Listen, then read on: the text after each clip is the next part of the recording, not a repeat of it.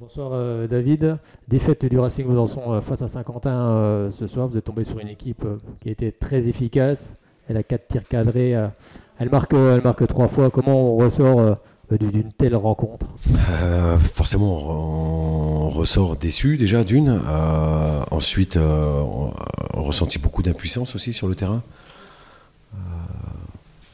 Parce que même si je trouve que nos 20 premières minutes ont plutôt été bonnes, voilà, il a fallu encore une erreur de notre part pour donner un cajot à notre adversaire.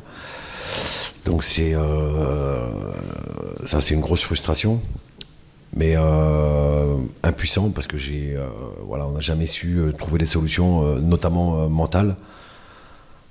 On s'est empêtré dans leur bloc qui était bien regroupé.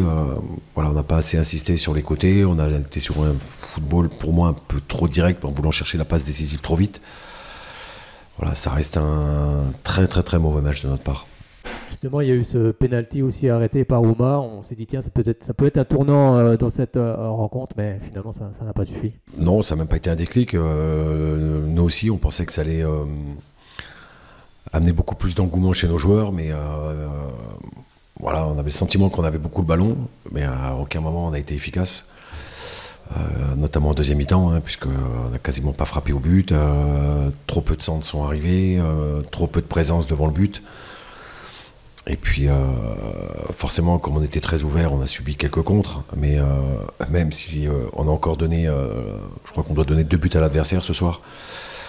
Donc ça fait beaucoup, je trouve, entre le match de la semaine dernière, même si on a eu les ressources mentales pour revenir.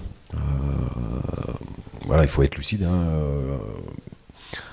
Quand on n'est pas capable de gagner ce genre de match-là, en tout cas contre cet adversaire-là, il faut bien se concentrer sur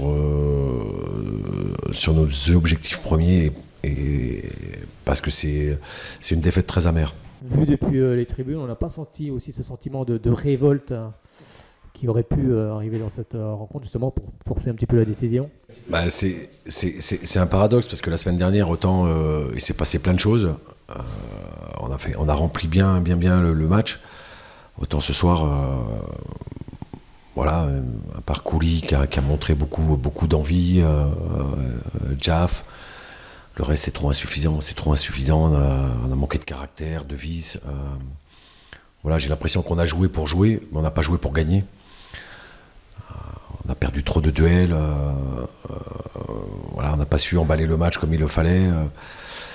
Voilà, ils avaient des consignes bien précises à la mi-temps et on savait qu'il fallait fixer intérieur pour aller sur les côtés, chose qu'on n'a quasiment pas fait en deuxième mi-temps.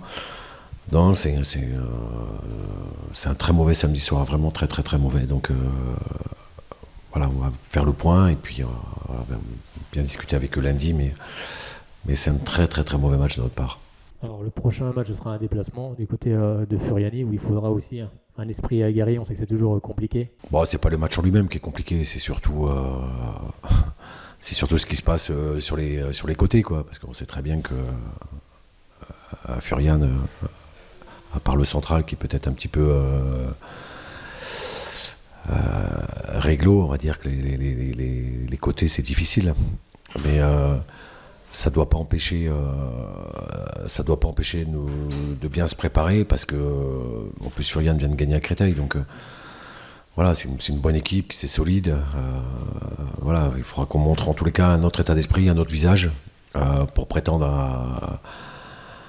à faire un bon match avant cette mini-trêve de Coupe de France. Mais